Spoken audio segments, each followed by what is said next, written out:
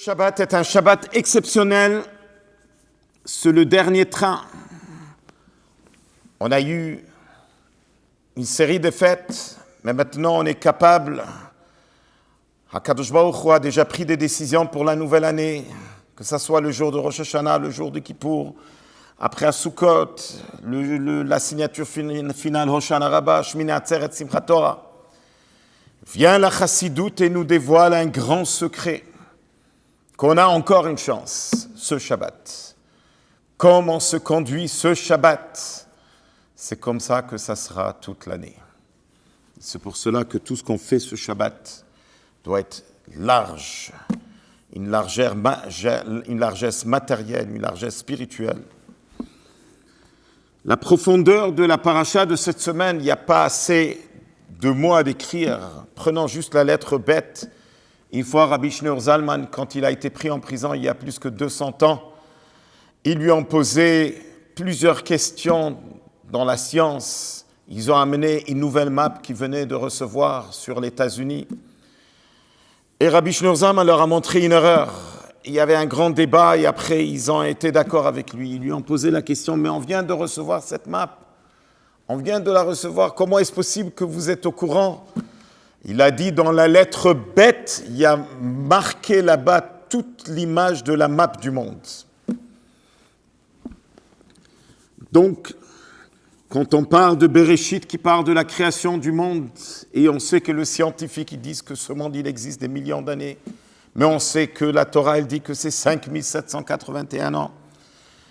Comment répondre à cette question? Le professeur et Rav Nissim Vidal, qui habite en Israël, qui est très très apprécié puisqu'il a réussi à connecter et montrer qu'il n'y a pas de contradiction entre la Torah et la science. Il a écrit une série de 15 livres.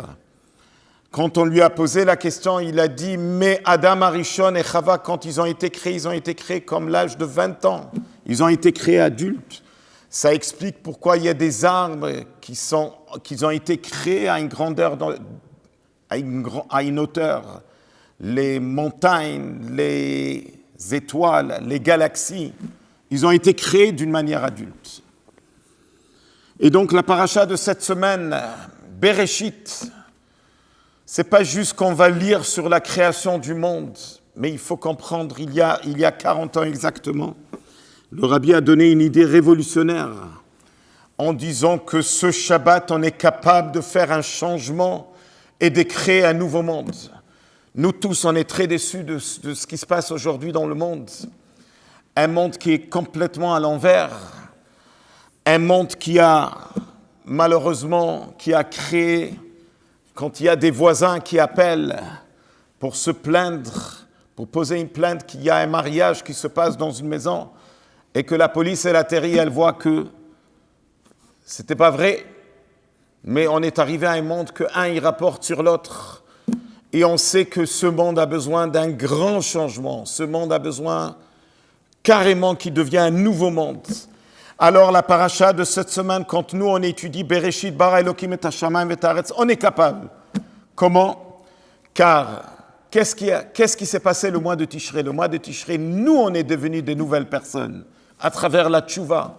Parce qu'à travers la tchouva, on est capable d'arriver au niveau le plus haut. Et donc, au moment qu'on devient une nouvelle personne, alors on est capable à travers la Torah, parce que c'est la Torah, HaKadosh Baruch Hu, il a regardé dans la Torah et il a créé le monde.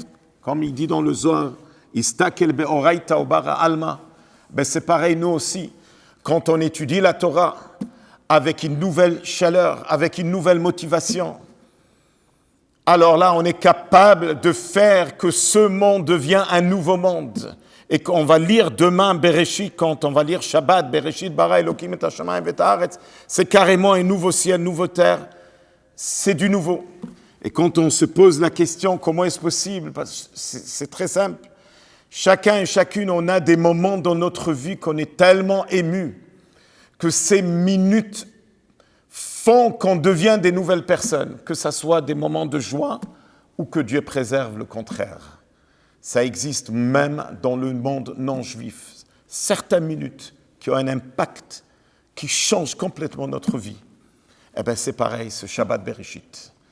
Alors, profitant de chaque minute de ce Shabbat et sachant les paroles extraordinaires que l'Or HaChaim HaKadosh il a dit, Rabbi Chaim Ben Attar, qu'il y a un monde qui est Tohu, Vohu, Choshech, Al Pnei Tehom, quand il y a qui représente les 4 exils et qui représente la grande obscurité qu'il y a dans ce monde, mais en même temps, il y a Veruach Elokim Merachef et Apnei Hamayim, il y a l'esprit et l'âme de Mashiach qui flottent sur l'eau.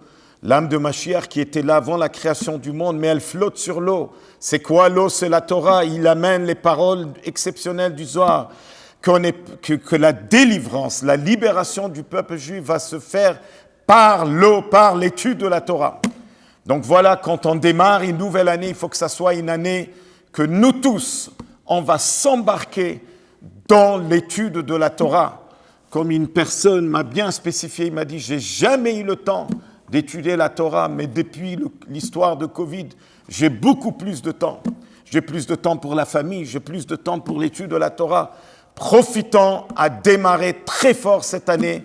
Et bien, Ezrat Hashem, on va voir avec nos propres yeux la réalisation que ça soit vraiment un nouveau ciel, une nouvelle terre, avec l'arrivée de Mashiach Tzidkenu. Shabbat Shalom.